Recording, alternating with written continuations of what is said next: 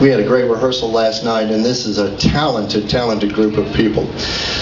This first piece we're going to do is in a melody that I found by an Irish composer who lived during the time of Bach. In fact, he is Ireland's only national composer. His name was Turlough O'Carolan.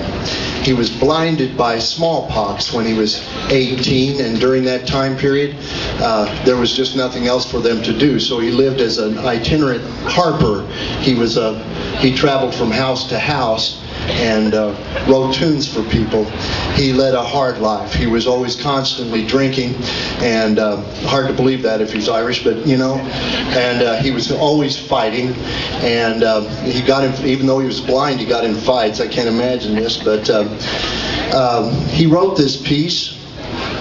He never was a very good harp player, but he was a good composer, and he left us with over 200 melodies, often dedicated to different people and named after them. Bridget Cruise was his first love.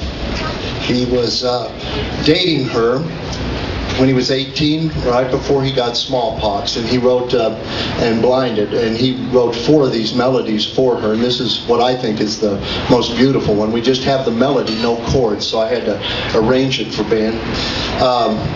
The story goes that years later in his life, he was helping people off a boat onto the dock, and a woman put her hand in his as he was helping her off the boat, and he just felt her hand, and he said, "Is that you, Bridget?" You know?